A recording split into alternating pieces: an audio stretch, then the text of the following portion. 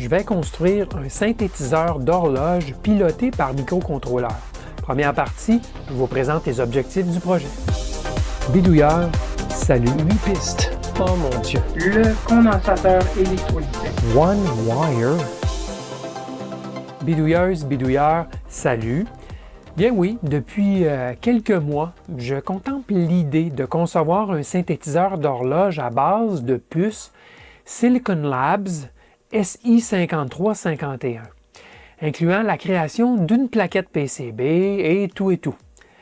Cette petite puce polyvalente, la SI5351, peut produire des signaux à ondes carrées de quelques kHz de fréquence jusqu'à 200 MHz, avec une résolution d'ajustement de fréquence époustouflante. Une belle introduction à cette puce serait pour vous de visionner ma vidéo numéro 244 qui vous présente une mini plaquette à base de SI5351A.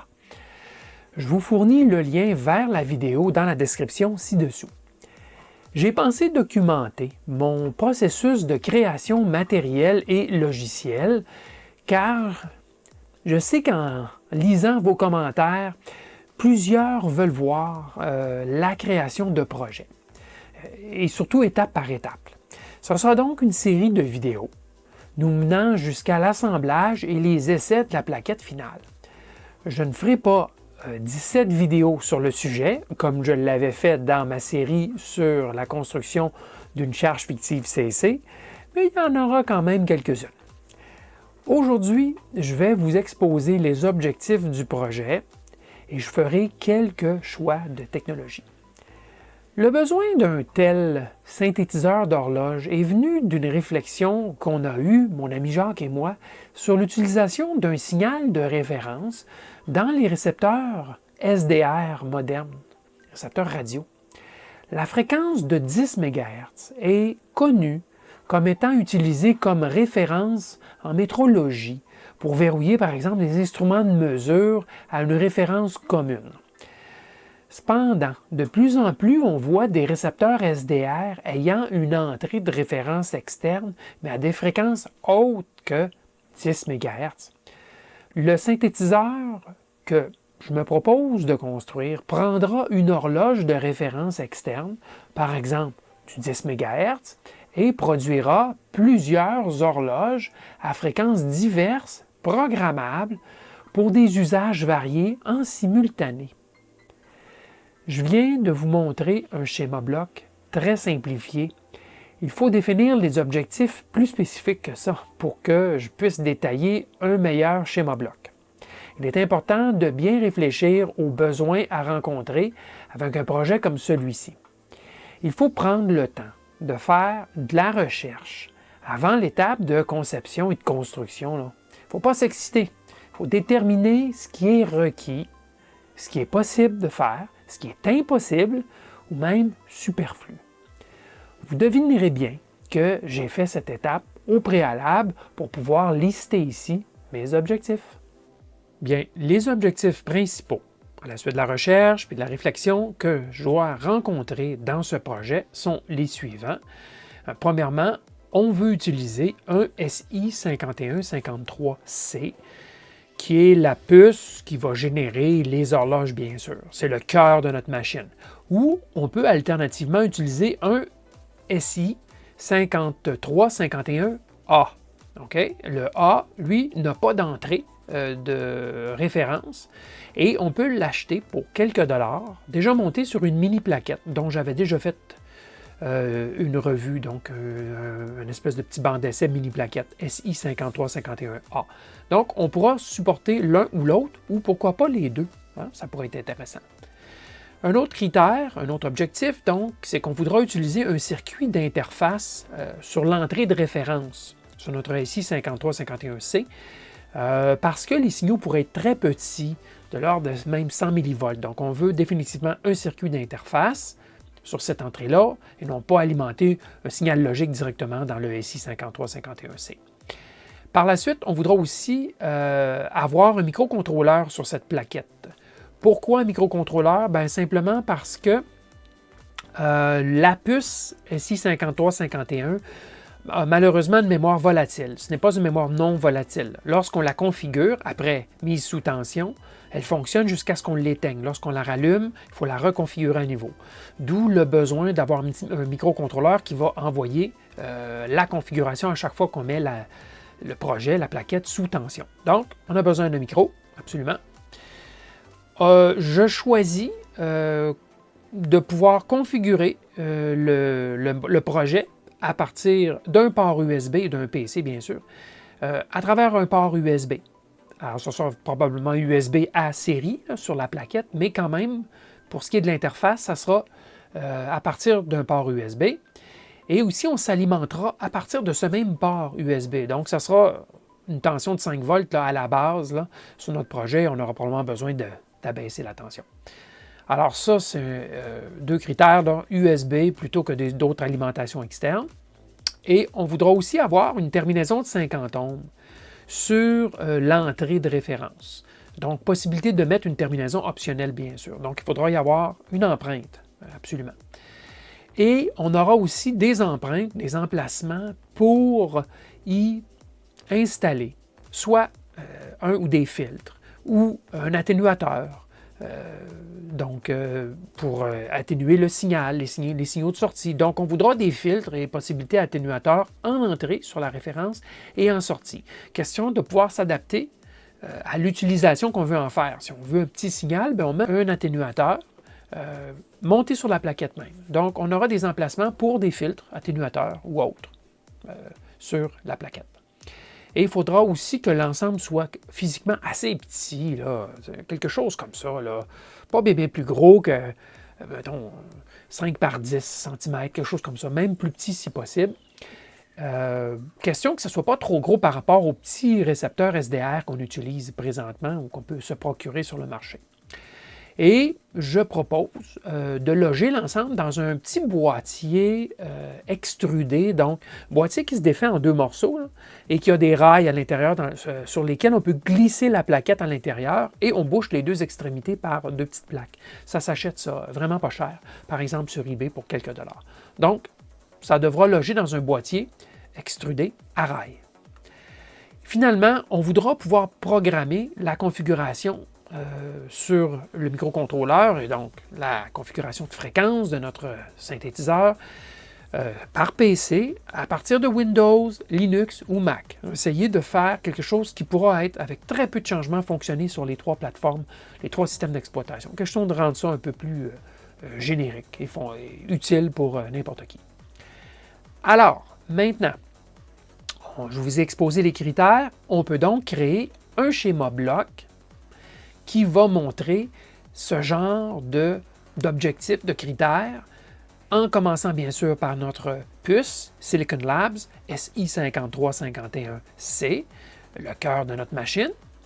Par la suite, on y ajoutera notre interface d'entrée, donc de la référence externe, qui convertira d'un signal analogique, par exemple sinusoïdal, venant d'un oscillateur, un OCXO, ou venant d'un générateur de signal ou de quelque autre source, qui pourrait fournir un signal d'amplitude plus faible à une conversion à signal logique, par exemple 3,3 volts, puisque l'entrée ici est de 3,3 volts.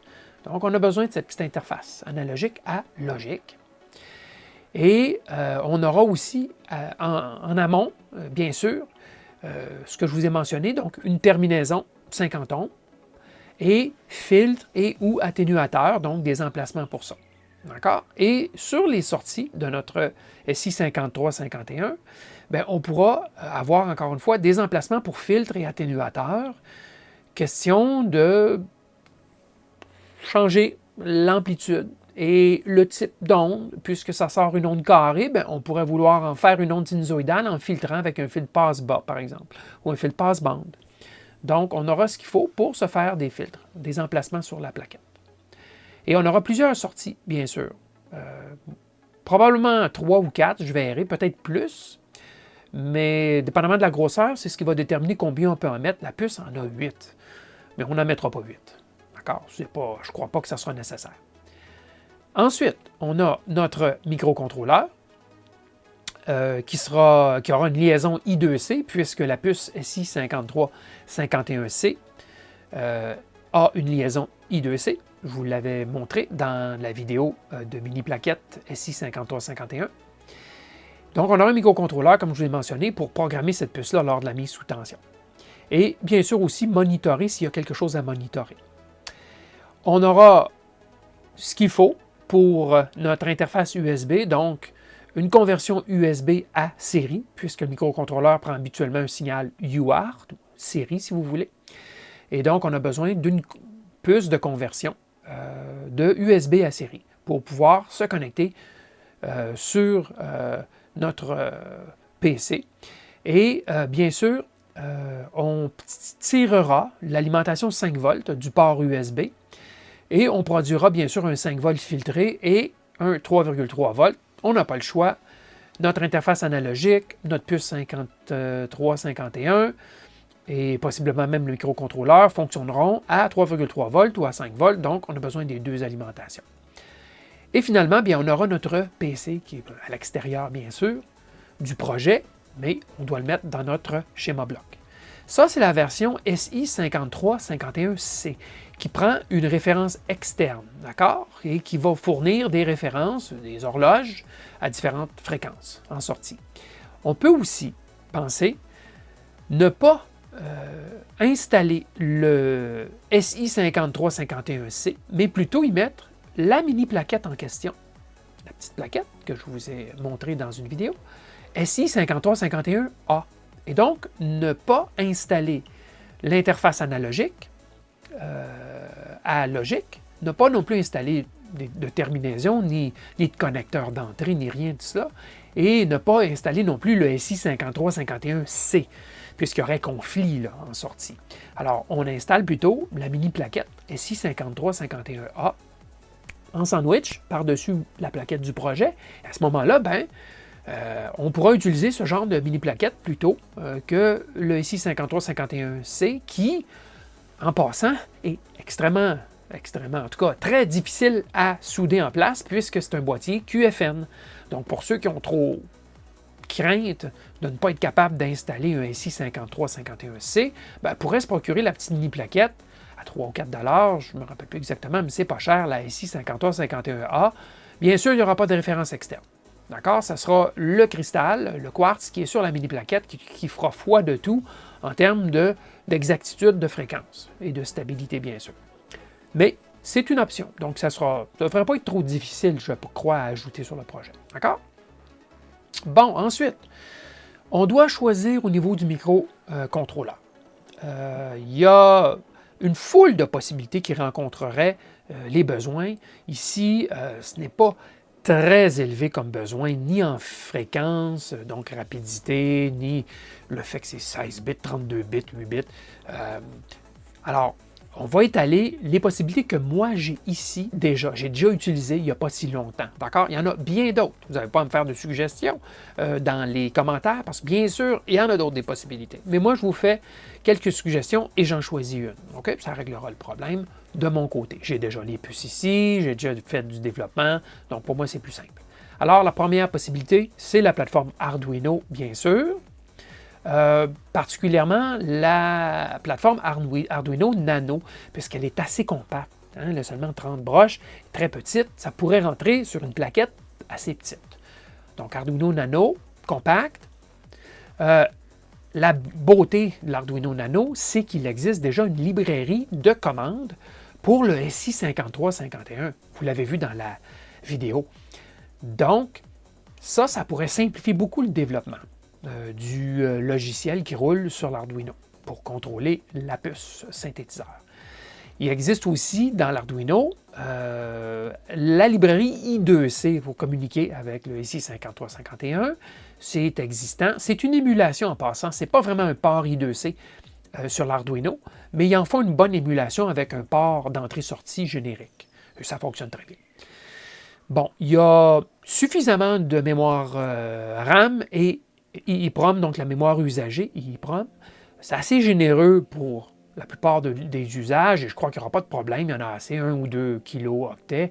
Ça sera bien en masse pour ce qu'on veut faire. Il y a déjà un port USB et conversion USB à série sur la plateforme Arduino.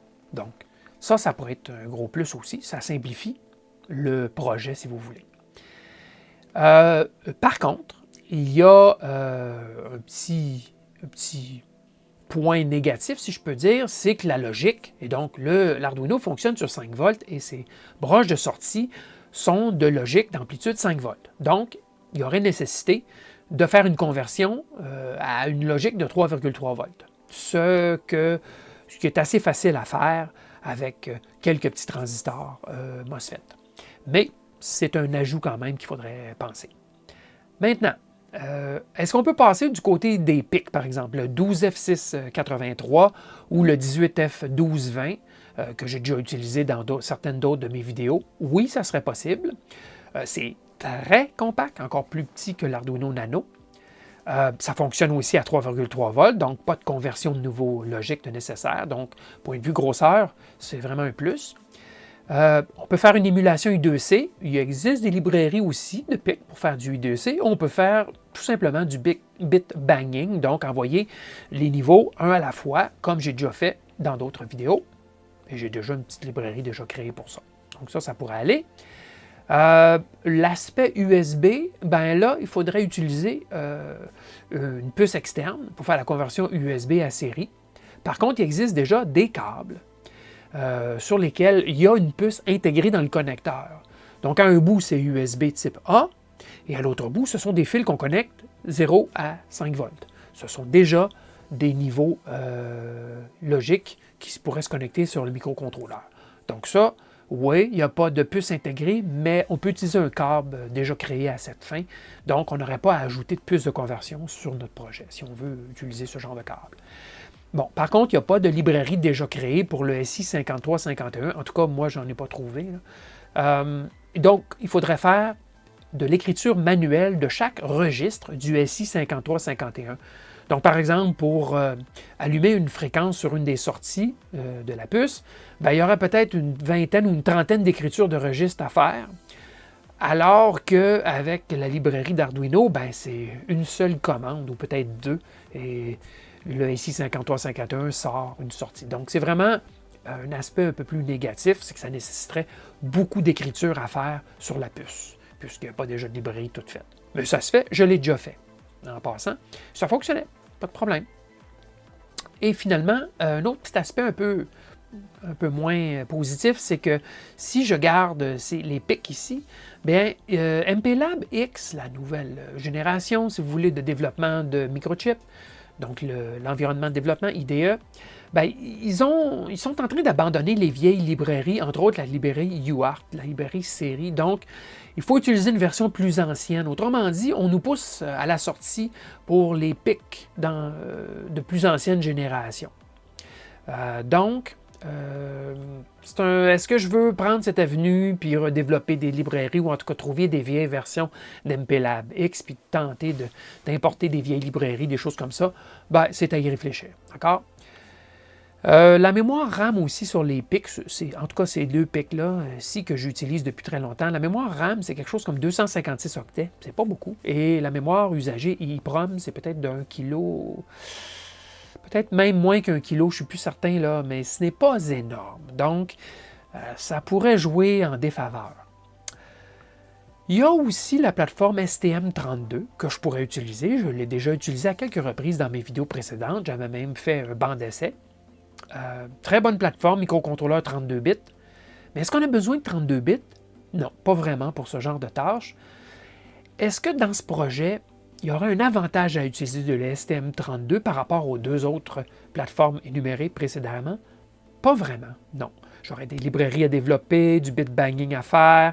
Il n'y a pas vraiment d'avantage.